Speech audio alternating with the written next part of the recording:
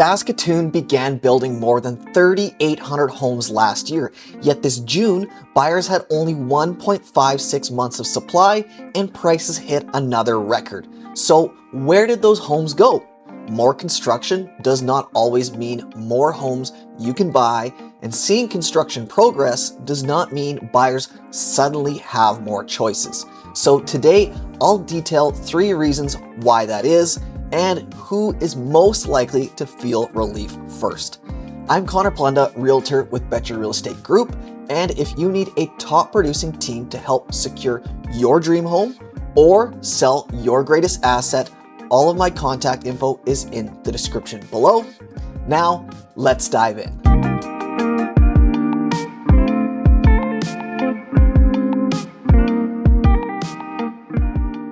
Let's begin with the most obvious headline, and a point we have been harping on for some time now, the inventory problem. In June, Saskatoon recorded 589 residential sales. At the end of the month, only 919 active listings remained. That works out to just 1.56 months of supply. Our inventory was also about 42% below the 10-year average. At the same time, Saskatoon's benchmark home price reached a record $448,400. Here's what makes this confusing. If you drive through Brighton, Aspen Ridge, Kensington, Rosewood, or several other growing areas, you'll see homes going up everywhere. It looks like the supply problem should be getting better, but a housing start and an available home and a completed home are 3 different things. That brings us to the first bottleneck. When CMHC records a housing start, it does not mean a finished home is sitting there waiting for a buyer. It means construction has begun. That project still needs to move through the building process. Larger apartment projects may take much longer than detached homes. Some new homes are also sold before construction finishes. So when you hear that Saskatoon started thousands of homes, those homes do not all arrive on the market at once.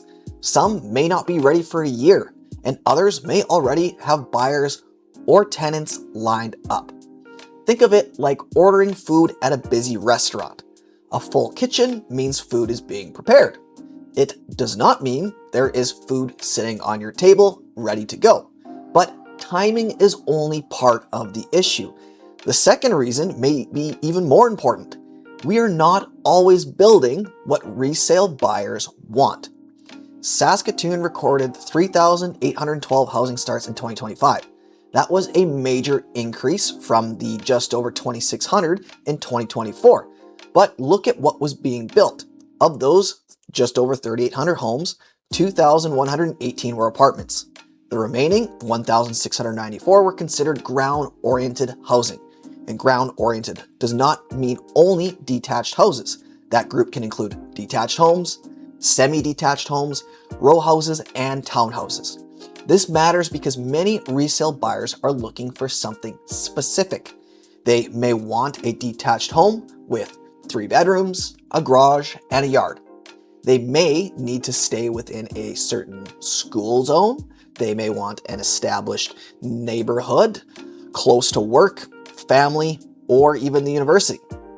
Building a rental apartment on one side of the city does not create another detached home in Eastview, Silverwood Heights, Lake Ridge, or Willow Grove. It adds housing, which Saskatoon desperately needs, but it does not solve every buyer's problem. This is why a city can build thousands of units while a family searching for a good detached home still feels like nothing is available.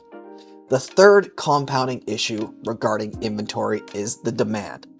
According to the City of Saskatoon's Housing Needs Assessment, the city's population was estimated to have grown by more than 33,000 people over 3 years.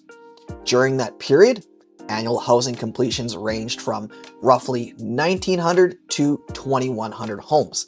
That is a large gap between the number of new people arriving and the number of finished homes being added. Now, not every new resident needs their own home, of course. People live with partners, families, and roommates, but population growth creates demand across the entire housing system. New renters fill apartments. Existing renters move towards homeownership. First-time buyers purchase starter homes. Those sellers then try to move into larger properties. A new home can create movement through that chain, but when demand is strong, that new supply can be absorbed before buyers notice much improvement. Now, there is another hidden factor that does not show up clearly in construction numbers. Some homeowners would like to sell, but they are worried about what they would buy next. A family may have outgrown its starter home. However, if they cannot find a suitable move-up home, they may delay listing. That keeps one starter home off the market. The owner of the next property may face the exact same problem. This can create a loop where low inventory causes potential sellers to hold back, which keeps inventory low. New construction can help break that loop, but only when it offers the right home at the right price in a location people will accept. So, who is likely to feel relief first? Based on the type of construction underway, renters may see the effects before resale buyers. CMHC expects Saskatoon's purpose-built rental supply to continue growing. If rental supply grows faster than demand, renters could see more selection, slower rent growth, or more incentives from landlords. Detached home buyers may have to wait longer for those meaningful relief effects. If you are buying, do not assume that visible construction means prices will fall next year. Compare resale homes, quick possession homes, townhouses, and nearby communities based on their total cost, not just the asking price. If you own a home, low inventory may place you in a strong position, but it does not guarantee that every property will sell quickly. Buyers still care about condition, price, location, and presentation. If you are moving to Saskatoon, this is not a reason to avoid the city. It is a reason to begin planning sooner. The narrower your budget, property type, and neighborhood requirements are, the earlier you should start.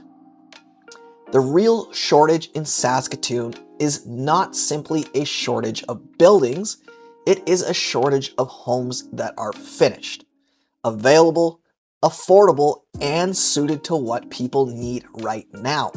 Construction is still part of the long-term solution, absolutely, but it takes time, and the first areas to improve may not be the parts of the market where buyers feel the most pressure. If you are thinking about buying, selling, or moving to Saskatoon, reach out to me through the information below. I can help you compare neighborhoods, resale homes, new construction, and nearby communities based on your budget and timeline. This market isn't easy, but we help hundreds of clients navigate it every year, and I'd love to help you as well. And if you found this video insightful, please give it a like and subscribe to my channel for weekly information on Saskatoon and its real estate market. Thanks for watching and have a great day.